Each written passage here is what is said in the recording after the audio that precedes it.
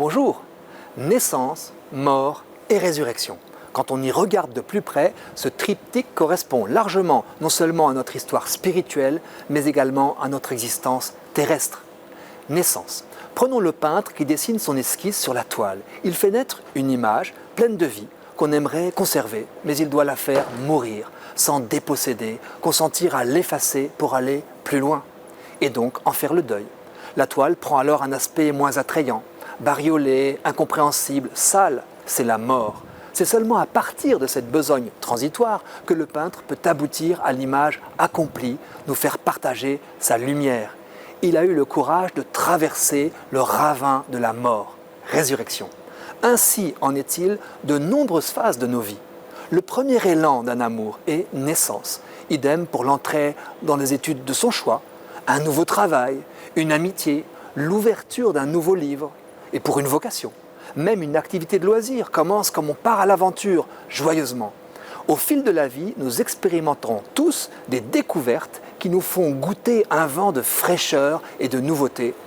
Et puis vient la mort, c'est-à-dire les difficultés, les déceptions, les échecs, l'usure, la peine, parfois l'impression d'un effondrement, tout paraît soudain sombre, parfois foutu.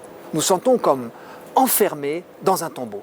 Traversée du désert, aridité, tristesse, envie d'abandonner, de tout envoyer balader, tentation de nous résigner, voire de fuir, en croyant qu'on peut recommencer sa vie à partir de rien.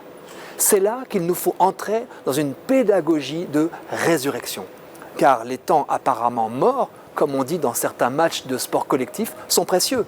Comme le gel en hiver, ils jouent leur rôle de purification. Ainsi en est-il pour l'amour conjugal. Après le coup de froid puis la saine dispute, on peut sortir renforcé si on n'a pas tout cassé. J'en viens donc à ma proposition du jour, en synergie avec cette semaine très particulière. Je nous propose, dans un premier temps, de repérer les lieux de nos existences où la mort semble être victorieuse. Par mort, j'entends un esprit de fatalité, ce qui nous laisse une impression d'eau croupie, de sclérose, de fossilisation. Ce peut être une habitude compulsive, mais aussi, surtout, des relations qu'on veut croire définitivement bloquées. C'est là que nous pouvons, cette semaine, inviter l'esprit de résurrection. Vous connaissez la célèbre invitation biblique « Je mets devant toi la vie et la mort, choisis donc la vie ». Comme le soleil et la pluie du printemps sont capables de réveiller une nature qui avait l'apparence de la mort, un geste nouveau, une démarche bienveillante, une parole valorisante, une seule pensée positive, posée à contre-courant des forces de mort qui nous entraînaient dans l'abîme, peuvent parfaitement tout revivifier. C'est le moment de débusquer la mort pour passer à la vie.